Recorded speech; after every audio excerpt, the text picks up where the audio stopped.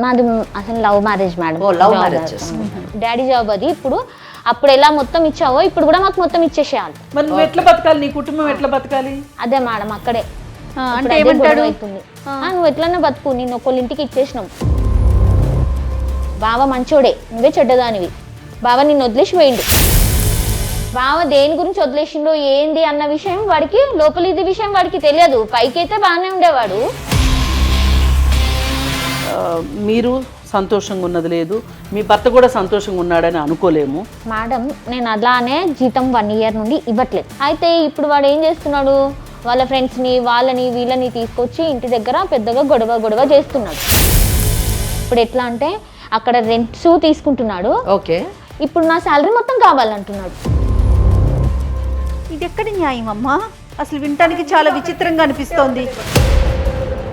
వాడు పున్నామ నరకం నుంచి తప్పిస్తాడు అనే ఒక భ్రమతోటి మగపిల్లల్ని పెంచుతారు చూడండి.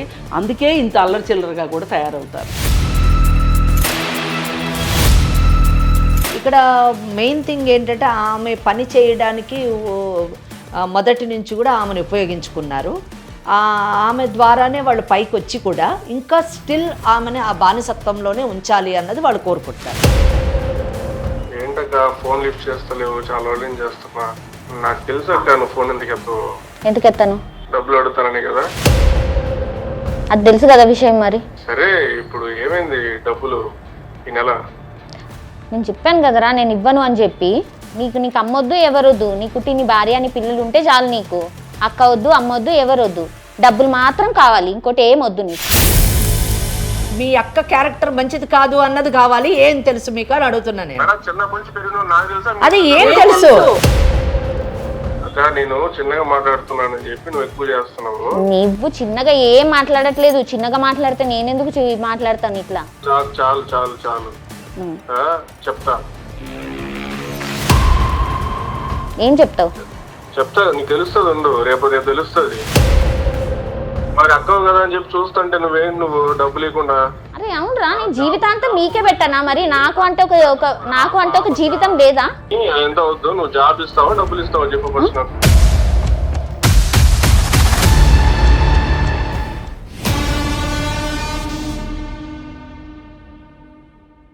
IVF చికిత్సలో 25% భారీ discount. Andro max advanced male infertility centre. 49 సమర్పించు లీగల్ అడ్వైస్ కార్యక్రమానికి స్వాగతం. నాతో పాటు లాయర్ వెంకటేశ్వరి గారు, అలానే ఫ్యామిలీ కౌన్సిలర్ కృష్ణకుమారి గారు ఉన్నారు. నమస్తే అమ్మ. నమస్తే అమ్మ. అమ్మ, ఆడపిల్లలు పెళ్లి వరకు ఒక ఎత్తు, పెళ్ళి అయిపోయిన తర్వాత అత్తవారింటికి వెళ్ళిపోతారు, పరాయి పిల్లలు అయిపోతారు. ఆటోమేటిక్గా తన కుటుంబం, తన పిల్లలు అటువైపుకి వెళ్ళిపోతారు. కానీ కొంతమంది మాత్రమే పుట్టిల్లు బాగుండాలి, వాళ్ళంతా సంతోషంగా ఉండాలి అని చెప్పి పుట్టింటి కోసం తన అత్తవారింటిని కూడా దూరం చేసుకున్న ఒక అమ్మాయి, పద్మ అనే ఒక అమ్మాయి ఈరోజు మన స్టూడియోకి వచ్చిందమ్మా. నాకు అమ్మాయి చెప్పిన విషయం చాలా బాధ అనిపించింది, కళ్ళల్లో నీళ్లు తిరిగాయి. నా మాటల్లో ఎందుకు, తనే ఉంది స్టూడియోలో. ఒక్కసారి తన స్టోరీ ఏంటి, తనకి మనం ఏ విధంగా సలహాలు సూచనలు ఇవ్వగలం తెలుసుకుందాం. మరి మీరు ఓకే అంటే నేను ఆమెని పరిచయం. తప్పకుండా అండి, మాట్లాడు. నమస్తే అమ్మా పద్మ. నమస్తే మ్యామ్. నమస్తే అమ్మా. చెప్పు పద్మ, నువ్వు అంటే నాతో చెప్పావు కదా, డీటెయిల్గా మేడం వాళ్ళిద్దరికీ చెప్పు ఒక్కసారి. మ్యామ్ నా పేరు పద్మ మ్యామ్. ఓకే అమ్మా. నాకు ఒక చెల్లె ఒక తమ్ముడు ఉన్నారు. ఓకే. అయితే మా డాడీ నా చిన్నప్పుడే చనిపోయింది అనమాట. మా తమ్ముడు మా చెల్లె చిన్నగా ఉన్నప్పుడే చనిపోయారు. మా డాడీది గవర్నమెంట్ జాబ్. ఇంకా ఆ టైంలో ఎవరికి మమ్మీ చేయలేని పరిస్థితి, దాని నుండి నాకు ఇచ్చారు జాబ్. మీరు అప్పుడు ఏం చేస్తున్నారు? అప్పుడు నాది డిగ్రీ అయింది మ్యామ్. మీ ఫాదర్ పోయిన తర్వాత ఆ క్యాడర్లోనే మీరు జాయిన్ అయ్యారా? ఆ క్యాడర్లో కాదు మ్యామ్, నాకు తక్కువలో వచ్చారు. తర్వాత నేను మళ్ళీ ఎగ్జామ్స్ రాసుకుంటూ డిపార్ట్మెంట్ లో నేను ఎగ్జామ్స్ రాసి తను ఎగ్జామ్స్ రాసుకుంటూ డిపార్ట్మెంట్ లోనే నెక్స్ట్ పొజిషన్ కి వెళ్ళినట్టు. చాలా చాలా గొప్ప విషయం. ఎందుకంటే బీయింగ్ ద ఎల్డర్ డాటర్, ఆమె తమ్ముడు చెల్లెలు ఇక్కడ వాళ్ళ బాధ్యత తీసుకోవాలి, ఇటు జాబ్ రెస్పాన్సిబిలిటీస్ తీసుకోవాలి, మళ్ళీ జాబ్ లో ఉన్న పొజిషన్ ని కూడా ఇంక్రీజ్ చేసుకోవడం చాలా గొప్ప విషయం. అంటే లాట్ ఆఫ్ సాక్రిఫైస్ నిజం చెప్పాలంటే. రైట్. మీకు అప్పుడు ఏజ్ ఎంత ఉంటుంది మీరు జాయిన్ అయినప్పుడు? నాకు 22-23 ఉంటుంది. చాలా చిన్న వయసు ఆమె బాధ్యతను తీసుకుంది. రైట్.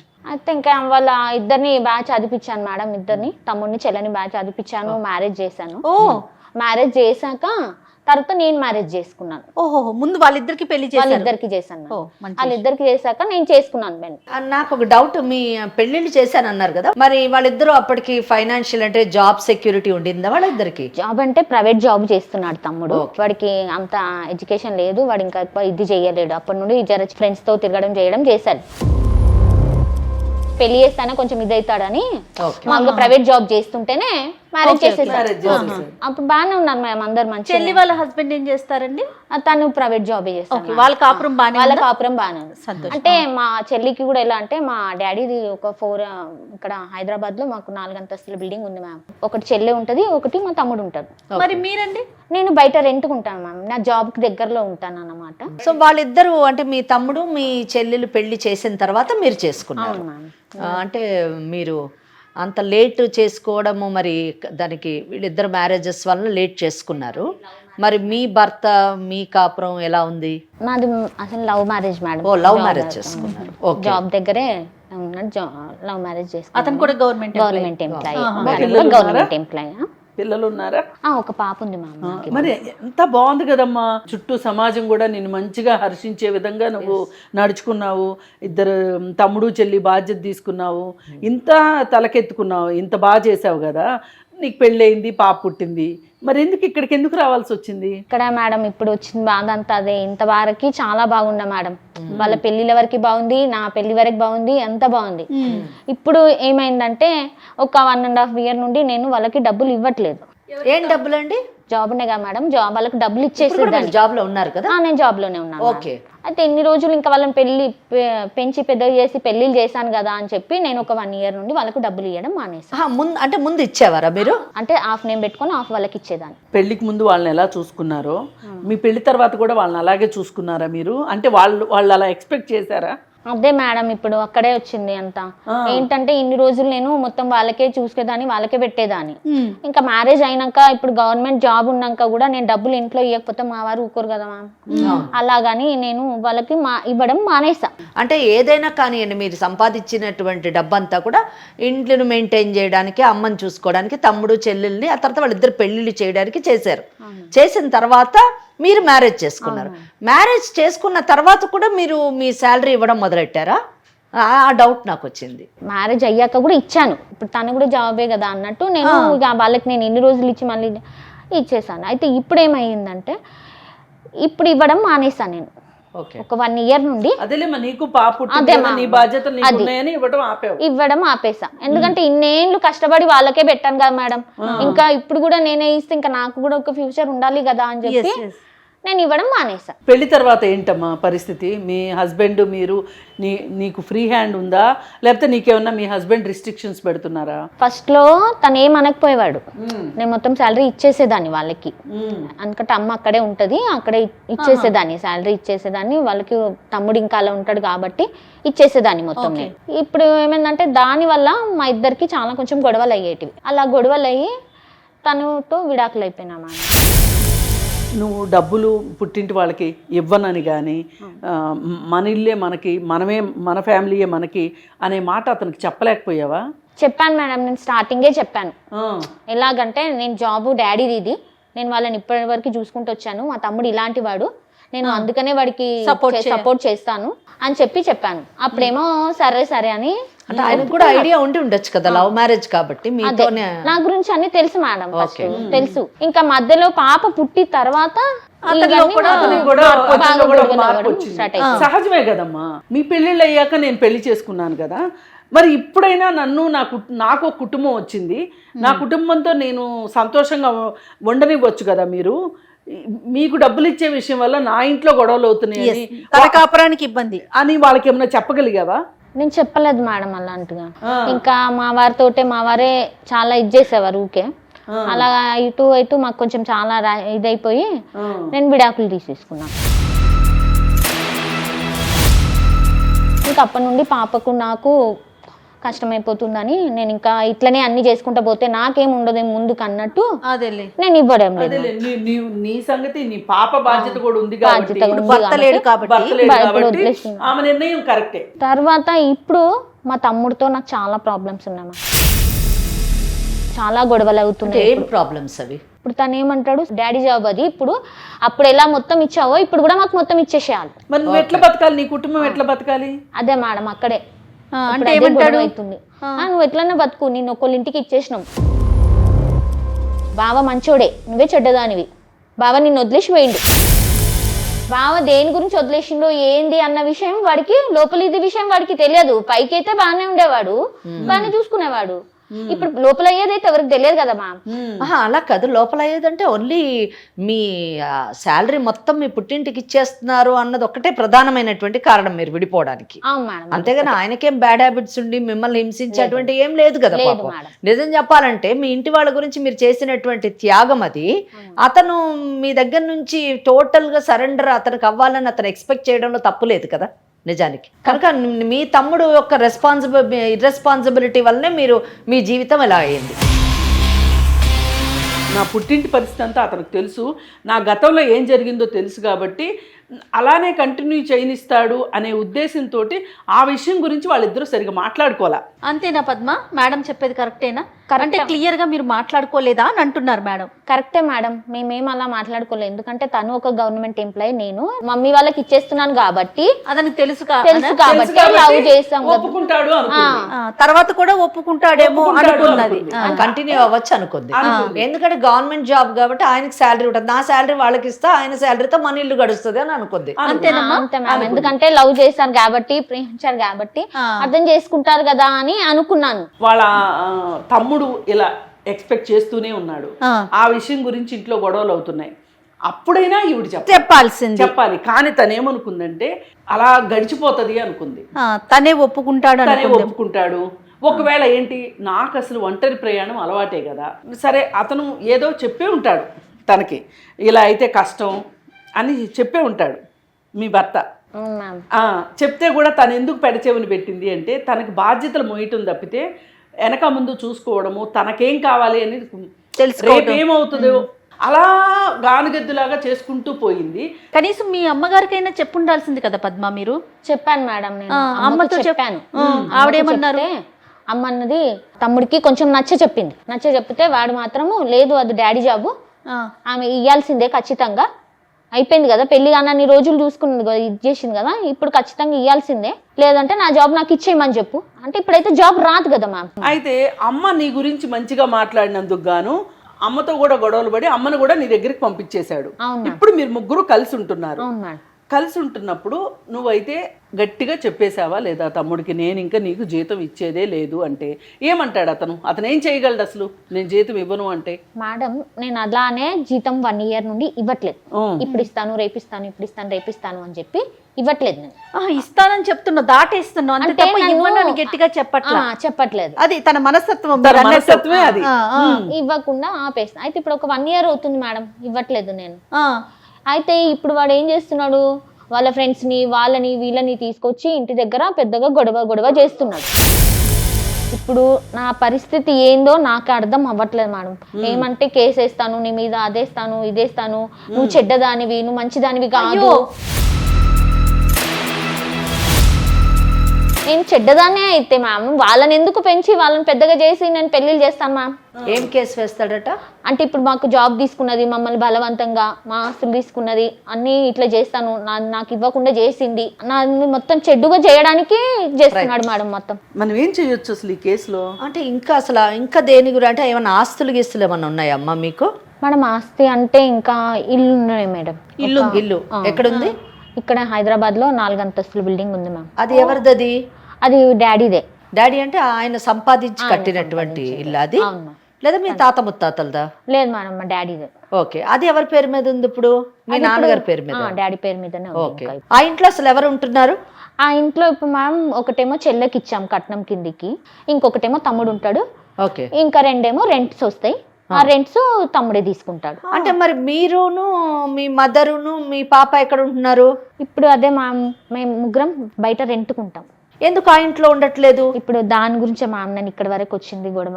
ఏంటి ఇక్కడ వరకు మీ దగ్గరికి వచ్చింది? నేను దాని గురించి నాకు న్యాయం కావాలి. ఇప్పుడు ఎట్లా అంటే అక్కడ రెంట్స్ తీసుకుంటున్నాడు, ఓకే, ఇప్పుడు నా శాలరీ మొత్తం కావాలంటున్నాడు. ఇది ఎక్కడి న్యాయం అమ్మా? అసలు వినటానికి చాలా విచిత్రంగా అనిపిస్తోంది. ఇవ్వట్లేదా? లేదు మేడం, అంటే నేను జాబ్ పరంగా నేను అప్పటి నుండి బయటే ఉన్నాను మేడం దగ్గర. కాదమ్మా, తను జాబ్ కోసం ఫస్ట్ ఆఫీస్ పక్కన ఉంటుంది, అదే మ్యామ్. ఇప్పుడు రెంట్కి ఇచ్చేసరికి ఆ రెంట్ కూడా లాగేసుకుంటున్నాడు అతను. అతనికి పిల్లలు ఉన్నారండి? ఉన్నా మ్యామ్. తమ్ముడికి పిల్లలు కూడా ఉన్నారు. మ్యామ్. ఎట్లా చూడాలమ్మా ఈ కేసుని? అంటే ఇది నిజం చెప్పాలంటే అన్ని విధాలుగా డిప్రైవల్ అనే చెప్పాలి. నిజానికి ఆమె హక్కులకు ఉల్లంఘన అని చెప్పొచ్చు ఈ కేసు మొత్తాన్ని. ఇక్కడ మెయిన్ థింగ్ ఏంటంటే ఆమె పని చేయడానికి మొదటి నుంచి కూడా ఆమెను ఉపయోగించుకున్నారు. ఆమె ద్వారానే వాళ్ళు పైకి వచ్చి కూడా ఇంకా స్టిల్ ఆమెని ఆ బానిసత్వంలోనే ఉంచాలి అన్నది వాళ్ళు కోరుకుంటున్నారు. ఒక అక్కగా కంటే కూడా ఆమె నుంచి ఎక్స్ప్లాయిటేషన్ ఎంత వీలైతే అంత ఎక్స్ప్లాయిట్ చేయాలి అనేటటువంటి ఆలోచనలోనే వాళ్ళు ఉండడం. తప్పకుండా నిజం చెప్పాలంటే ఈమెకి చట్టబద్ధమైనటువంటి అన్ని హక్కులు కూడా ఈమె వైపు ఉన్నాయి. ఈమెకు పూర్తిగా అంటే ఈమె కానీ రేపు చట్టాన్ని కానీ ఆశ్రయిస్తే ఈమెకి పూర్తిగా న్యాయం జరిగేటటువంటి అవకాశం ఉంది. వాళ్ళ తమ్ముడికి సరైనటువంటి బుద్ధి చెప్పేటటువంటి అవకాశం కూడా ఈ కేసులో ఉంది. ఇప్పుడు మా అమ్మ కూడా మేడం ఎలా అంటే తమ్ముడికి సగం ఇవ్వాలి నువ్వు, జీతంలో సగం ఇవ్వమంటుంది. నేను నిజానికి వాళ్ళ అమ్మన్న ఈమె వైపు ఉందేమో అనుకున్నాను. వాళ్ళ అమ్మ కూడా అలా మాట్లాడడం చాలా దురదృష్టకరం. ఈమె కాకపోతే వాళ్ళ అమ్మ అలా మాట్లాడడానికి కూడా వాళ్ళ తమ్ముడు ఒత్తిడే కారణం అయి ఉండొచ్చు. అసలు ముందు నువ్వు అక్కడే ఉండు, నా ఇంట్లో కూడా ఉండొద్దు అందుకే పంపించేశాడు. పంపించేసిన తర్వాత ఆ తల్లికి ఏమనిపిస్తుంది, నేను నా ఇల్లు వదులుకొని నా కూతురింటికి వచ్చాను, సరే సగం శాలరీ అన్న ఇస్తే వాడు నోరు మూసుకుంటాడేమో అని ఎంతైనా తల్లి కదా, తల్లి కొడుకు మీద భ్రాంతి ఉంటుంది. కొడుకు అనగానే వాడు బాధ్యతగా ఉన్నాడా, బరువులు మోస్తున్నాడా అని చూడరు, కలగరు పెడతాడా లేదా అనేదే చూస్తారు. వాడు పున్నామ నరకం నుంచి తప్పిస్తాడు అనే ఒక భ్రమతోటి మగపిల్లల్ని పెంచుతారు చూడండి. అందుకే ఇంత అల్లరి చిల్లరగా కూడా తయారవుతారు. కాదమ్మా, చెల్లి పరిస్థితి ఏంటి? చెల్లి అయితే ఏం లేదు మేడం, తన మాట్లాడుతుంటది, నాకే సపోర్టింగ్ చేస్తుంది. అక్క ఇంత కష్టపడ్డది, ఇంత చేసింది, ఎందుకు అక్క దగ్గర పోతున్నారు వద్దు అని చెల్లె కొంచెం ఇది చేస్తుంది. కానీ తమ్ముడు అమ్మ మాత్రం అమ్మ కూడా ఏమనదు. ఏంటంటే వాడికి ఇచ్చేసి ఇంకా ఇప్పుడు ఇన్ని రోజులు ఇచ్చేవారు కదా అట్లా అన్నట్టు ఇప్పుడు ఏమంటే ఎప్పుడైనా ఏ కేసునైనా మనం ఒక వైపు నుంచి చూడకూడదు, రెండు వైపుల నుంచి చూస్తేనే మనకు వాస్తవాలు మన ముందుకు వస్తాయి. ఇప్పుడు తను వచ్చి మన ముందు తన కేసునైతే మన ముందు పెట్టింది. అసలు ఆ అబ్బాయి ఎందుకు అలా ప్రవర్తిస్తున్నాడు, అసలు యాక్చువల్గా ఫ్యాక్ట్స్ ఏంటి అన్న విషయం మనం అతనితో కూడా మాట్లాడితే మనకి కంప్లీట్గా మనము న్యాయం చేసేటటువంటి అవకాశం ఉంది. మన కేసు పరిపూర్ణంగా అర్థమవుతుంది. రైట్. ఏమా ఫోన్ చేద్దామా మరి మీ తమ్ముడికి? ఓకే మ్యామ్, చేద్దాం. ఓకే, ఒకసారి కాల్ చేయి మరి.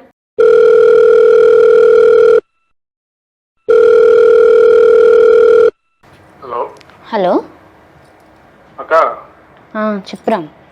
ఎలా ఉన్నావు అక్క? బాగున్నాను. ఏంటక్క ఫోన్ లిఫ్ట్ చేస్తలేవు, చాలా రోజులు చేస్తున్నా. నాకు తెలుసు అక్క నువ్వు ఫోన్ ఎందుకు ఎత్తవు. ఎందుకు ఎత్తాను? డబ్బులు అడుగుతానని కదా. అది తెలుసు కదా విషయం. మరి సరే ఇప్పుడు ఏమైంది డబ్బులు ఈ నెల? నేను చెప్పాను కదరా నేను ఇవ్వను అని చెప్పి. అక్క అట్లా అంటే ఎట్టక్క, ఇప్పుడు డబ్బులు నువ్వు పంపించకపోతే ఎట్లా చెప్పు, ఎట్లా బతకాలి నేను? మరి నేను ఎట్లా బతకాలరా? నేను జీవితాంతం నీకే పంపించేసుకుంటుంటే మరి నేను నా పాప ఎట్లా బతకాలి? సడన్గా ఏంటి చేంజ్ ఏంటి నీలో? నాలో చేంజ్ ఏం లేదు. నేను చెప్తూనే ఉన్నాను కదా నీకు, నేను పంపించను అని చెప్పి. నువ్వే కదా నన్ను ఇంతగా ఇది చేస్తున్నావు. నువ్వు ఊరికే ప్రాబ్లం పెద్ద చేస్తున్నావు. ఇప్పుడు అమ్మ నీ దగ్గరే కదా ఉంది. అవును ఉంది. అమ్మ నీ దగ్గరే పెట్టుకో. అమ్మ నా దగ్గరే ఉంటుందిలే. నీకు అమ్మొద్దు ఎవరొద్దు, నీకు నీ భార్య అని పిల్లలు ఉంటే చాలు. నీకు అక్క వద్దు, అమ్మ వద్దు, ఎవరొద్దు, డబ్బులు మాత్రం కావాలి, ఇంకోటి ఏం వద్దు నీకు. అక్క నేను చిన్నగా మాట్లాడుతున్నానని చెప్పి నువ్వు ఎక్కువ చేస్తున్నావు. నువ్వు చిన్నగా ఏం మాట్లాడట్లేదు. చిన్నగా మాట్లాడితే నేనెందుకు మాట్లాడతాను ఇట్లా? నువ్వు ఎంత పెద్దగా మాట్లాడుతున్నావో, నువ్వు ఏం చేస్తున్నావో నీకు తెలుసు కదా. చాలు చెప్తా. ఏం చెప్తావు? చెప్తా, నీకు తెలుస్తుంది ఉండు, రేపు తెలుస్తుంది. అదేరా ఏం చెప్తావు? ఇదే కదా ఇట్లా బెదిరింపులే ఇస్తున్నావు కదా నాకు, నిన్ను అది ఇది అని చెప్పి ఏం చెప్తావు? చిన్నగా చెప్తావు అంటే వినట్లేదు కదా నువ్వు. అదే నేనేమంటున్నా, నువ్వు ఏం చెప్తావు అంతగానము? ఇట్లనే కదా నన్ను బెదిరిస్తూ నన్ను ఇంతగా ఇది చేస్తున్నావు, టార్చర్ చేస్తున్నావు. మరి అక్కవు కదా అని చెప్పి చూస్తుంటే నువ్వు డబ్బు లేకుండా. అరే అవునరా, నేను జీవితాంతం నీకే పెట్టానా? మరి నాకు అంటే ఒక జీవితం లేదా?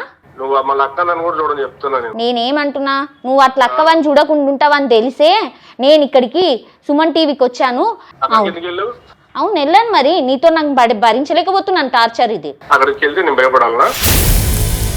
నువ్వు ఎక్కడికి వెళ్ళినా భయపడవన్న సంగతి నాకు తెలుసు.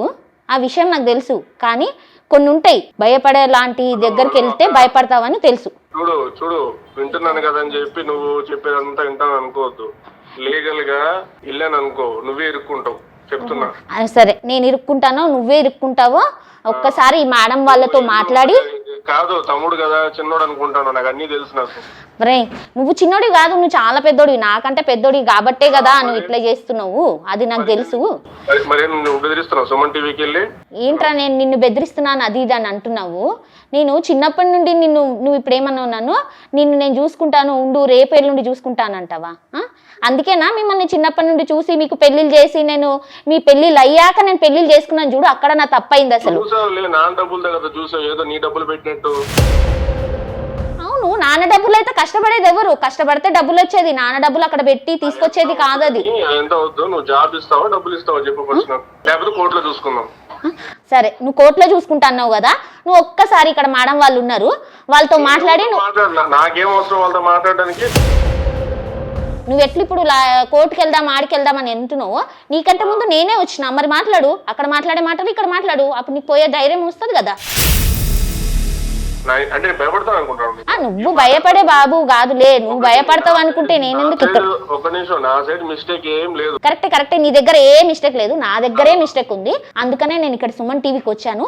ఇక్కడ మేడం వాళ్ళతోటి ఒక్కసారి నువ్వు మాట్లాడు. రైట్, ఒక్కసారి మేడం. ఇదిగో చూడు శ్రీనివాస్, మేడం నేను ఇక్కడ సుమన్ టీవీలో ఫ్యామిలీ కౌన్సిలర్ని. మా దగ్గరకు వచ్చింది మిస్సెస్ మీ అక్క. మేడం ఇప్పుడు ఇది ఫ్యామిలీ మ్యాటర్ ఉన్నప్పుడు అక్కడికి ఎందుకు వెళ్తుంది మేడం? ఏదన్నా మేము మాట్లాడుకుంటాం. ఇప్పుడు ఫ్యామిలీలో మాట్లాడుకుని సెటిల్ అయ్యేది ఉంటే మా దాకా ఎందుకు వస్తుంది చెప్పు? నువ్వు కూడా మరి కోర్టుకు వెళ్తానంటున్నావు, మరి సొంత అక్క మీద కోర్టుకు వెళ్ళొచ్చా? మరి ఆమె వినట్లే కదా మేడం చెప్పేది, చీట్ చేస్తుంది నన్ను. తన వైపు నుంచి నీకు జరిగిన నష్టము, అన్యాయం ఏంటో చెప్పమ్మా ఒకసారి. మేడం ఇప్పుడు మా నాన్న జాబు మా అక్కకి ఇచ్చారు. ఓకే, ఇప్పుడు ఆమె హ్యాపీగా సెటిల్ అయిపోయింది. ఓకే, పరిస్థితి ఏంది? నేను ఒక పొలం పెట్టుకుని ఏం చేసుకోగలుగుతా చెప్పండి? అక్కడ 6 ఎకరం పొలం ఉంది, అది ఎక్కడో సిటీ బయట ఉంది. అది ఓకే, నేను ఎలా బతకాలి? ఇల్లుంది కదా? ఇల్లు ఉంది, అది ఎంతవరకు వస్తుంది మేడం? అది అసలు మీరేం చేస్తున్నారమ్మా? నేను జాబ్ ట్రైల్ చేస్తున్నా మేడం, రియల్ ఎస్టేట్ చేస్తాను. దాంట్లో డబ్బులేం వస్తలేవు నాకు. ఇప్పుడు అవన్నీ కాదు మేడం, నాకు మా నాన్న జాబ్ కావాలి, లేదా ముందు నుంచి ఇస్తున్నట్టు నాకు డబ్బులు ఇవ్వాలి. అసలు నాకు రెస్పాండ్ అవ్వట్లేదు, ఫోన్ లిఫ్ట్ చేయట్లేదు. ఇప్పుడు మా అమ్మ ఏమో ఆమెకే సపోర్ట్, ఇంకా నాకంటే ఎవరున్నారు మేడం? ఇంకా ఒక్కటి మీరు గుర్తుపెట్టుకోవాలి, ఇప్పుడు మీలానే పుట్టింది తను కూడా, కానీ తను మీ బాధ్యతలు మోసింది. ఇప్పుడు మిమ్మల్ని మీరు చూసుకోలేని పరిస్థితిలో మీరుంటే ఆమె జాబ్ చేస్తూ తనను చూసుకుంటూ మిమ్మల్ని కూడా చూడాలి. ఏమన్నా న్యాయమేనా? ఒక్కసారి ఆలోచించు. మీ భార్య ఏం చేస్తుంటుంది? ఆమె హౌస్ వైఫ్, మీరేమో డబ్బులు రాని పనులు చేస్తూ ఉంటారు. అసలు మీ అక్కకి బావకి విడాకులు ఎందుకు అయ్యాయో తెలుసా నీకు? ఏమైనా మిస్టేక్ చేసింది, అందుకే వదిలేసి వెళ్ళిపోయాడు. ఆయన చాలా మంచోడు. ఇప్పుడు నువ్వు కూడా చాలా మంచోడివి, అక్క డబ్బులు అడిగేవాడివి, నువ్వు మంచోడివి. భార్య జీతం నాకే కావాలని ఆయన మంచోడే. మధ్యలో చిన్నప్పటి నుంచి మీకోసం చేసింది కదా, త్యాగం చేసిన ఆవిడ మట్టుకు మంచిది కాదు. ఇదే కదా మీరు చెప్పేది? మేడం ఇప్పుడు ఏముంది మేడం, నా జాబ్ నాకు ఇస్తే నేను చూసుకుంటాను కదా మేడం అందరినీ. అలా ఇవ్వటం కుదరదండి, అలా ఇవ్వటం కుదరదు. అప్పుడు ఆ రోజు కంపాషనేట్ గ్రౌండ్స్ కింద ఆ రోజు తను చదువుకుని ఉంది కాబట్టి తనకిచ్చారు ఉద్యోగం. తను కూడా మీకులాగా చిన్నపిల్ల అయ్యి ఉండి ఒకవేళ పెద్దమ్మాయి అయినా చదువు లేకపోతే తనకు వచ్చి ఉండేది కాదు. ఇది వాస్తవం కాదమ్మా. ఉద్యోగం తీసుకున్నందుకు తను ఏమైనా బాధ్యత వదిలేసింది అడగండి పోని. ఇప్పుడు తను ఉద్యోగం చేసింది, బాగుంది. మీ నాన్న ఉద్యోగం తీసుకుంది, చదువుకుని మీరు పెద్ద అయ్యి మీ పెళ్ళిళ్ళు అయ్యే వరకు తను పెళ్లి కూడా చేసుకోలేదు కదా. పోనీ మిమ్మల్ని ఏదో గాలికి వదిలేసినట్టు మాట్లాడతారేంటి మీరు శ్రీనివాస్? పిల్లలు చూసుకోరు, నాకు కొడుకు కూతురు, వాళ్ళకి పెరిగి పెద్దది, వాళ్ళకి స్కూల్ కి అలాగా ఖర్చులు అలాగా. ఇప్పుడు ఈమెమో గవర్నమెంట్ జాబ్ చూసుకుని ఆమె హ్యాపీగా ఉంది అక్కడ ఇంట్లో. మా అమ్మ కూడా ఆమెకే సపోర్టు.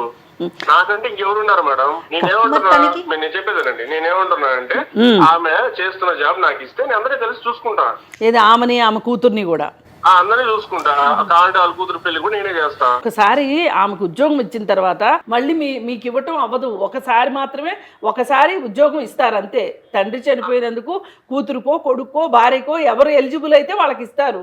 ఏదో దారి ఉంటలేదు మేడం, మీరు కూడా నన్ను కన్విన్స్ చేస్తారు. కాదు, నేను రెండు మాటలు చెప్తాను నీకు, తర్వాత మాట్లాడేవాళ్ళు తర్వాత మాట్లాడతారు. మీరు ఎప్పటికైనా సరే తన త్యాగాన్ని మీరు అర్థం చేసుకుంటే, తను మీకోసం ఏం చేసిందో ఆలోచిస్తే కొంచెం ఇవన్నీ కోపాలు తాపాలు ఇవన్నీ పక్కన పెట్టేసేసి ఆలోచించండి, మీకు అర్థమవుతుంది. కానీ నాకు అర్థమైనంతలో మీరు అలా ఆలోచించలేరు అనేది నాకు అర్థమవుతుంది. ఎందుకంటే మీరు అంత ఆలోచించే వాళ్ళైతే ఇక్కడ దాకా మా దాకా రాదు ఈ విషయం. పైగా నీవు పని చేయకుండా, ఒక క్రమశిక్షణ లేకుండా అల్లరి చిల్లరగా ఉంటే నీ మనసు కూడా అలాగే ఉంటుంది. తన జీవితం ఏంటి అని ఆలోచించకుండా మీకోసం బతికింది. చేసిన త్యాగాన్ని అర్థం చేసుకోవటం రాదు, అర్థమైతేనే మీరు విలువ ఇవ్వగలుగుతారు. సరే, మీకు మాలాంటి వాళ్ళ మాటలు మీకు నచ్చకపోయినా, అర్థం కాకపోయినా చట్టం తన పని తను చూసుకుంటుంది. చట్టం గురించి మాట్లాడడానికి మన లాయర్ మేడం ఉన్నారు, ఆవిడతో కూడా మీరు మాట్లాడండి. అప్పుడు మనం మళ్ళీ ఫైనల్గా మాట్లాడుకుందాం. శ్రీనివాస్, మేడం లాయర్ వెంకటేశ్వర్ మాట్లాడుతున్నా. ఇప్పుడు మీరు ఇందాక మాట్లాడేటప్పుడు మీ సిస్టర్తోని కోర్టులో చూసుకుందాం అన్నారు కదా, ఏం కేసులు వేయాలనుకుంటున్నారండి మీ సిస్టర్ మీద మీరు? మా నాన్న జాబ్ నాకు రావాలి, దాని విషయంలో కేసు వేస్తారా? అంతే కదా. ట్రై చేయండి, అది మీరు ఒకటి. నాకన్నీ తెలుసు మేడం. అదే అందుకనే మీరు చక్కగా మీ అక్క జాబ్ మీకు కావాలని కోర్టులో కేసు వేసి దాన్ని ట్రై చేయండి. అది ఫస్ట్ థింగ్, బాగానే ఉంది. అయితే మీ మీద ఏమి కేసులు వేయొచ్చు అన్నది నేను చెప్తాను. నా మీద ఏముంటది మేడం? అదే ఏముంటుందో చెప్తాను, మీరు వినండి. ఇప్పుడు ఫస్ట్ థింగ్ ఏంటంటే, మీరు మీ సిస్టర్కి ఇందాక మేడం గారు చెప్పినట్టుగా మీ నాన్నగారు జాబ్ రావడం కంపాషనేట్ గ్రౌండ్స్ మీద ఆవిడకి ఆ జాబ్ వచ్చింది. ఆమె వచ్చిన జాబ్ని ఆమె ఏమాత్రం కూడా దుర్వినియోగం చేసుకోలేదు. మిమ్మల్ని, ఆ చిన్న వయసులో ఉన్న మిమ్మల్ని పెంచింది, ఇంటి బాధ్యతనంతా తను తీసుకుంది. మీ ఇద్దరి పెళ్ళిళ్ళు కూడా చేసి ఆ తర్వాత తను చేసుకొని, ఆఖరికి పెళ్ళి అయిన తర్వాత కూడా తనకు ఒక కూతురు పుట్టేంత మటుకు కూడా మీకు ఆ శాలరీ ఇస్తూనే పోయింది. ఇప్పుడు అసలు విషయం మీరు తెలుసుకోవాలి. ఆమె భర్త ఎందుకు వదిలి వెళ్ళిపోయాడో నీకు తెలుసా అని మేడం అడిగితే, ఆమె ఏదో పని చేసి ఉంటుంది, అందుకే వదిలి వెళ్ళిపోయాడు, మా బావ చాలా మంచి వాడు అని చెప్పి మీరు అన్నారు. ఎంత దురదృష్టకరం అండి. మీరు ఈ రోజు మటుకు ఆ బావ ఎందుకు వెళ్ళిపోయాడు అని తెలుసుకోవడానికి కూడా ప్రయత్నించలేదు. ఊహించుకుంటున్నారు ఇలా జరిగి ఉండొచ్చు అని చెప్పేసి. మీకు జీతం ఇచ్చి, అంటే తన కుటుంబాన్ని విస్మరించి, తన బాధ్యతలు విస్మరించి పుట్టింటి మీద కాన్సన్ట్రేట్ చేస్తున్న భార్య నాకు అవసరం లేదు, నా కూతుర్ని కూడా చూసుకోవాలి కదా అనేటటువంటి ఒక బాధతోని ఆ భర్త అనేటటువంటి వాడు విడాకులు ఇచ్చి వెళ్ళిపోయాడండి. మీ గురించి తన వైవాహిక జీవితం కూడా ఆమె త్యాగం చేసింది. ఇది ఫస్ట్ పాయింట్. మీరు తెలుసుకోవాల్సిన విషయం ఏంటంటే, మీరు కోర్టులో కేసు కానీ వేస్తే నా జాబ్ నాకు కావాలని చెప్పి మీరు సక్సెస్ అయ్యేటటువంటి అవకాశం 1% కూడా లేదు. ఇంకా నెక్స్ట్ థింగ్, మీరు మీ అక్క క్యారెక్టర్ గురించి మాట్లాడుతున్నారు. Don't talk about her character. మీరు ఆమె క్యారెక్టర్ అసాసినేషన్ కానీ చేస్తే బాగుండదు. వింటున్నారా శ్రీనివాస్? మేడం మీకు తెలుసా నాకు తెలుసా మేడం మా అక్క గురించి? అది ఏం తెలుసు నీకు? ఇప్పుడు మా బావ కరెక్ట్ అని నాకు తెలుసు. అదే ఏం మీ బావ కరెక్ట్ అన్నది నాకు అక్కర్లేదు. మీ అక్క క్యారెక్టర్ మంచిది కాదు అన్నది కావాలి. ఏం తెలుసు మీకు అని అడుగుతున్నా నేను. చిన్నప్పటి నుంచి పెరిగిన నాకు తెలుసా? అది ఏం తెలుసు? That is what I'm asking. What do you know about her character please? మా అక్క కరెక్ట్ గా ఉంటే మా బావ ఉండేవాడు. ఓహో, అదే మీకు తెలుసు. దాని మీదే మీరు రెండో కేసు వేయండి. నేను రెండో కేసు మీ అక్కకి చెప్తున్నాను. మీ అక్క క్యారెక్టర్ అసాసినేషన్ చేసినందుకు మీ మీద క్రిమినల్ డిఫమేషన్ కేసు వేయిస్తాం. ఇది రెండో కేసు. ఇంకా మూడో కేసు విషయానికి వచ్చినప్పుడు, మీరు మా ముందే ఫోన్ చేసి మీ అక్కను బెదిరిస్తున్నారు. మీరు ఏమని? జీతం పంపించు, లేకపోతే రేపు నిన్ను చూసుకుంటా నేను అని చెప్పి బెదిరిస్తున్నారు. కనుక దానికి ఆమె ఇంజంక్షన్ సూట్ వేయమని చెప్పేసి మేము అడ్వైజ్ చేస్తున్నాం. ఇంజంక్షన్ సూట్ ఏంటంటే, not to interfere in my peaceful position. ఇది మేము వేయించేటటువంటి మూడో కేసు. ఇంకా నాలుగో కేసు విషయానికి వచ్చినప్పుడు, మీరు మాట్లాడినప్పుడు చెప్తున్నారు నేను ఎలాగ బతకాలండి అంటే, ఆమె ఎలాగ బతుకుతుంది? ఉద్యోగం చేసుకొని బతుకుతుంది. మీరు కూడా అలాగే ఏదో ఒక ఉద్యోగం చేసుకొని బతకండి. ఇంకోటి, మీరు బ్రతకడానికి ఆల్రెడీ ఆధారం ఉన్నది. 4 అంతస్తుల బిల్డింగ్లోని 2 అంతస్తులు రెంట్ మీరు తీసుకుంటున్నారు. ఆమెకి డిప్రైవ్ చేశారు. ఆమె రైట్స్ అన్ని డిప్రైవ్ చేసి మీరు అన్ని రైట్స్ ఆమె దోచుకున్నారు. కనుక ఆ ప్రాపర్టీలతో కూడా పార్టిషన్ సూట్ వేయిస్తాం మేము. ఇది మేము వేయించేటటువంటి నాలుగో కేసు. కనుక బీ కేర్ఫుల్. మీరు ఇంకొక మాట చెప్పారు, ఒక అరెకరం పొలం కూడా ఉంది అని చెప్పారు. ఈ ఇల్లు, ఈ అరెకరం పొలం కూడా నిజానికి మీ ఫాదర్ యొక్క సెల్ఫ్ ఎక్వైర్డ్ ప్రాపర్టీ, అంటే స్వార్జితంతో సంపాదించినటువంటిది. సెల్ఫ్ ఎక్వైర్డ్ ప్రాపర్టీలోని అతను కానీ ఏ డాక్యుమెంటు కానీ చేసి వెళ్ళకపోతే పిల్లలందరికీ భార్యతో సహా, అంటే మీ అమ్మగారితో సహా సమానమైనటువంటి హక్కు ఉంటుంది. కాబట్టి ఆ అరెకరం పొలంలోని ఈ 4 అంతస్తుల బిల్డింగ్లోని కూడా మీ సిస్టర్కి హక్కు ఉంటుంది. కనుక పార్టిషన్ సూట్ వేయిస్తాం. ఇంకొకటి, మీరు తరచూ వీళ్ళని తీసుకొస్తా వాళ్ళని తీసుకొస్తా అని మనుషుల్ని తీసుకొచ్చి వాళ్ళ ఇంటి ముందు కానీ న్యూసెన్స్ చేస్తే దానికి కూడా ఒక క్రిమినల్ కేసు వేస్తాము. సివిల్ డిఫమేషన్ కూడా వేసి ₹1 కోటి డ్యామేజెస్ ఆమె కట్టాలి అని చెప్పేసి 6వ కేసు కూడా వేపిస్తాం. ఈ క్రిమినల్ డిఫమేషన్లోని అలాగే న్యూసెన్స్ కేసులోని జైలుకు పోతారు. అలాగే సివిల్ డిఫమేషన్లో ఆమె ₹1 కోటి మీరు కట్టవలసి ఉంటుంది. అంతేకాదు వేరే అన్ని కేసుల్లోనే ఆమెకు రావాల్సినటువంటి హక్కులన్నీ కూడా, అంటే ఇప్పుడు మటుకు అన్ని హక్కులు ఉల్లంఘన జరిగింది, ఆ హక్కులన్నీ కూడా ఆమెకి ఇప్పిస్తాము. ఇప్పుడు మీరు ఏ కేసులు వేయించుకుంటారో ఆ కేసులు వేయించండి, మేము వేయించాల్సినటువంటి కేసులు మేము వేయిస్తాము. అప్పుడు చూడండి మీ సంగతి ఎలా ఉంటుందో. నేను ఒక అడ్వకేట్గా నాకు తెలిసినటువంటి చట్టాన్ని చెప్పాను మీకు. ఈ చట్టం కానీ మీకు నేను చెప్పినటువంటిది అర్థం కానీ అయ్యి ఉంటే మర్యాదగా మీరు కాంప్రమైజ్ అయ్యి సామరస్యంగా మీరు ఆమెకు ఒక ప్రేమ ఆప్యాయత పంచడానికి ట్రై చేయండి, కానీ ఆమె జీతంలోని భాగం తీసుకోవడానికి ప్రయత్నం చేయొద్దు.